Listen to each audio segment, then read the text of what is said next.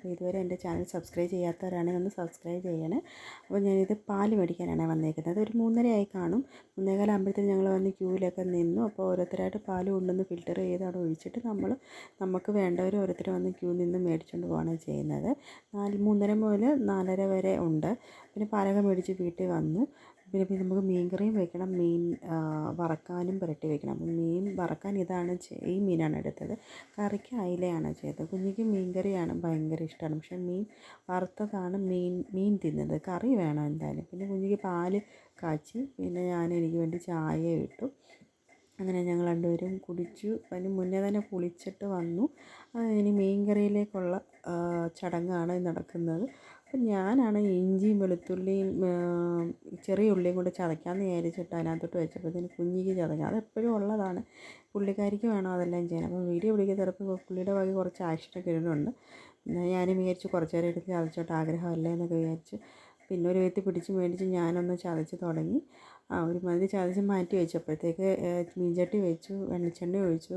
കടുകുവറയാണ് നടന്നുകൊണ്ടിരിക്കുന്നത്. അത് കഴിഞ്ഞതിന് ശേഷം ഇഞ്ചിയും വെളുത്തുള്ളിയും ചെറിയ ഉള്ളിയും കൂടെ ചതച്ചതിട്ടിട്ടുണ്ട്. അതൊന്ന് വഴറ്റി വന്ന് ഇച്ചിരി ഉപ്പൂടെ ഇട്ടിട്ട് ഒന്ന് വഴണ്ട് വരുമ്പോഴത്തേനാണ് നമ്മൾ പൊടികളെല്ലാം ചേർക്കുന്നത്. അപ്പോഴത്തേക്ക് ഞാൻ ഇന്ന് മീൻ പുളി ഒരു ചെറിയൊരു കഷ്ണം എടുത്ത് വെള്ളത്തിൽ ഇട്ടിട്ടുണ്ട്. അതൊന്ന് കുന്ന് വരാൻ സമയം എടുക്കുമല്ലോ. അപ്പോൾ ഇതൊന്ന് വഴണ്ട് വരുമ്പോഴത്തേനും അത് കുതിർന്ന് വരുന്നത്. മീൻ വറക്കാനുള്ളതെല്ലാം ഒന്ന് പുരട്ടി വെച്ചിട്ടുണ്ട്. പിന്നെ നമുക്ക് അരി ഒന്ന് അരയ്ക്കാനുണ്ട്. നാളത്തേക്ക് ഇഡ്ഡലി ആക്കാമെന്ന് വിചാരിച്ചിരിക്കുകയാണ്. അതൊന്നും അരച്ച് സെറ്റാക്കാനുണ്ട്. അപ്പോഴത്തേക്ക് ഇത് ചെറുതായിട്ട് വഴണ്ട് വരുന്നുണ്ട്. വഴണ്ട് വന്നതിന് ശേഷം നമുക്ക് പൊടിയെല്ലാം ഒന്ന് ചേർക്കാം.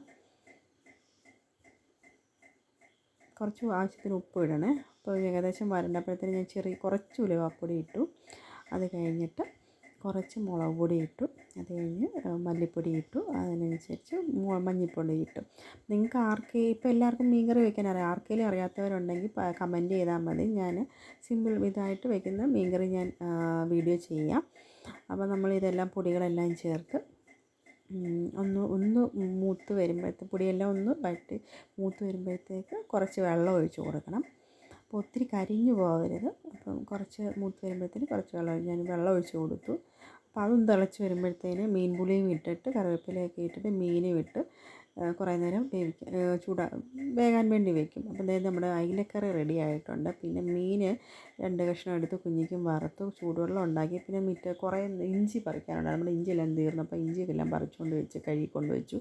പിന്നെ കുറച്ച് മുട്ടായി എടുത്ത് കഴിച്ചു. അപ്പോൾ ഇത്രയേ ഉള്ളൂ. ടാറ്റാ ബൈ ബൈ, സീ യു.